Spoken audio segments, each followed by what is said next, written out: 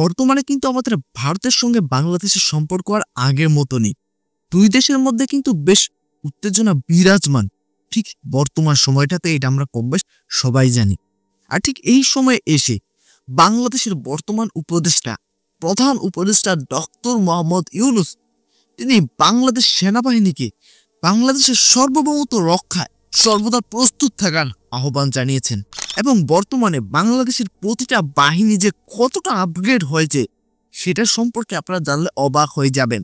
বিশেষ করে বাংলাদেশ সেনাবাহিনী যে কতটা আপগ্রেড হয়েছে ডক্টর মোহাম্মদ ইউনূস ক্ষমতায় আসার পর থেকে সেটা হয়তো অনেকেই কম বেশ জানেন। আর আজকের ভিডিওটা কিন্তু খুবই ইনফরমেটিভ এবং খুবই ইন্টারেস্টিং হতে যাচ্ছে।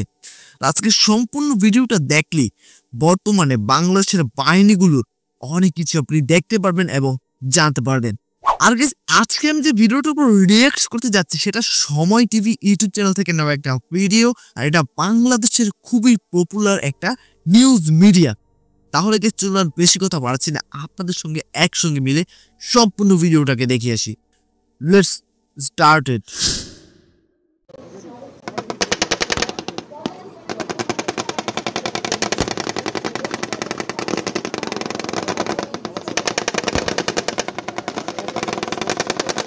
সীমানা অতিক্রম করে ঢুকে পড়েছে শত্রুপক্ষ। আক্রমণে প্রকম্পিত চারপাশ। শত্রুদের হামলা প্রতিহত করতে প্রাণপণে লড়ছে বাংলাদেশ সেনাবাহিনী। আধুনিক ট্যাঙ্ক, এপিসি আর বিধ্বংসী সব অস্ত্র হাতে মরিয়া সেনাবাহিনীর সদস্যরা। রাজবাড়ীতে সেনাবাহিনীর শীতকালীন প্রশিক্ষণের চূড়ান্ত মহড়ায় ফুটিয়ে তোলা হয় এমন দৃশ্য। মহড়ায় অংশ নেয় ওয়েট কি গাইস, আপনারা তো অবাক হয়ে গিয়েছিলেন তাই না? দেখে আমি অবাক হয়ে গেছিলাম ফার্স্ট টাইম। আমার কাছে মনে হয়েছিল যে এটা সত্যি সত্যি এখানে যুদ্ধ চলছে, কিন্তু পরবর্তীতে দেখলাম যে না, এখানে কিছুই হচ্ছে না, জাস্ট একটা মহড়া হচ্ছে, শীতকালীন মহড়া। কতটা যে রিয়েলিস্টিক লেগেছে আমার কাছে বিষয়টা। আসলে এই বিষয়টা কেন বললাম রিয়েলিস্টিক বিষয়টা সেটাও বলছি। একটা আছে প্রশিক্ষণ, যেটা দূর থেকে দেখলেই বোঝা যাচ্ছে যে এখানে একটা প্রশিক্ষণ হচ্ছে, বাট আপনারা তো দেখলে কি প্রথমে মনে হয়েছিল না যে এখানে বাস্তবিক হয়তো কিছু একটা হচ্ছে। এটাকেই বলে যে আসল প্রশিক্ষণ। এই বিষয়টি আমার কাছে খুবই ভালো লাগলো। তাহলে চলুন বাকি অংশটা দেখে আসি। বিমান বাহিনীও তাদের আধুনিক জঙ্গি বিমান, আর্মি এভিয়েশনের যুদ্ধ বিমান, হেলিকপ্টার আর প্যারা কমান্ডোর আক্রমণে পিছু হটতে বাধ্য হয় শত্রু বাহিনী। রাজবাড়ী সামরিক প্রশিক্ষণ এলাকায় মহড়া পরিদর্শন করেন প্রধান উপদেষ্টা ডক্টর মোহাম্মদ ইউনূস।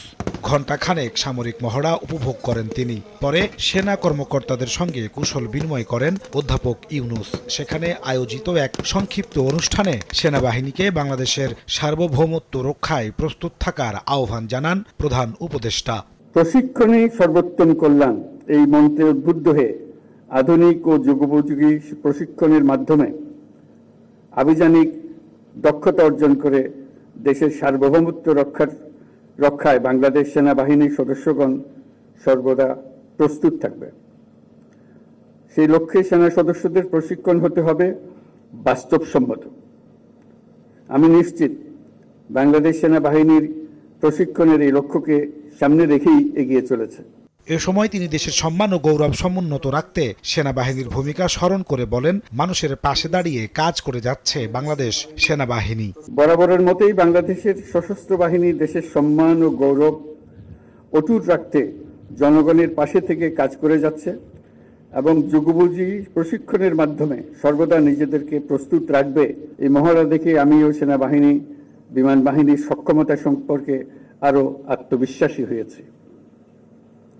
ভবিষ্যতে সশস্ত্র বাহিনীর এই সক্ষমতা আরো আধুনিকায়নের জন্য আমরা কাজ করে যাব।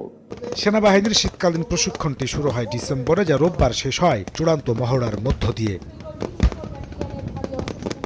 নাজমুস সালেহী, সময় সংবাদ। তো ভিউয়ার্স, সম্পূর্ণ ভিডিওটা তো আপনারা দেখতেই পেলেন। এই ছোট্ট ভিডিওটা দেখার পর আপনারা কি বুঝেছেন অবশ্যই কমেন্ট করে জানাতে ভুলবেন না।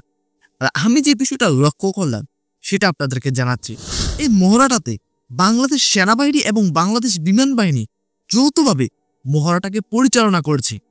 আর এতটা রিয়েলিস্টিক ছিল তাদের এই মহড়াটা, আপনারা তো দেখতেই পেলেন। আমি পুরো অবাক হয়ে গেছি যে এত রিয়েলিস্টিক ভাবে একটা মহড়া হয় কিভাবে। আসলে বাংলাদেশ বিমান বাহিনী এবং বাংলাদেশ সেনাবাহিনী কতটা যে আপগ্রেড হয়ে গেছে সেটা সম্পর্কে আপনারা আদার্স আরো ভিডিও না দেখলে এই ছোট্ট ভিডিওর মাধ্যমে হয়তো বুঝতে পারবেন না। বাংলাদেশকে যারা ছোট দেশ বলে অপমান করে, আশা করি তাদের একটা জ্ঞান অর্জন হয়েছে এই ভিডিওটা দেখার মাধ্যমে, যে বাংলাদেশটা ছোট হতে পারে, বাংলাদেশের আয়তন ছোট হতে পারে, বাট বাংলাদেশের বিমান বাহিনী, সেনাবাহিনী, নৌবাহিনী বা যতগুলো বাহিনী রয়েছে তারা কিন্তু আর আগের মতো নেই, তারা কিন্তু অনেক বেশি আপগ্রেড হয়ে গিয়েছে। তো আজকের ভিডিওটা আপনাদের কাছে কেমন লাগলো গাইস অবশ্যই কমেন্ট করে জানাবেন। ভালো লাগলে আপনারা চাইলে আমাদের চ্যানেলটাকে সাবস্ক্রাইব করতে পারেন, ভিডিওতে লাইক করতে পারেন, কমেন্ট করে আপনার মূল্যবান মতামত জানাতে পারেন, আপনি চাইলে ভিডিওটাকে শেয়ার করতে পারেন। তাহলে আজকে এখানেই বিদায় নিচ্ছি, দেখা হবে পরবর্তী কোনো একটা ভিডিওতে। ততক্ষণ পর্যন্ত সকলে ভালো থাকবেন, সুস্থ থাকবেন, টাটা, বাই বাই।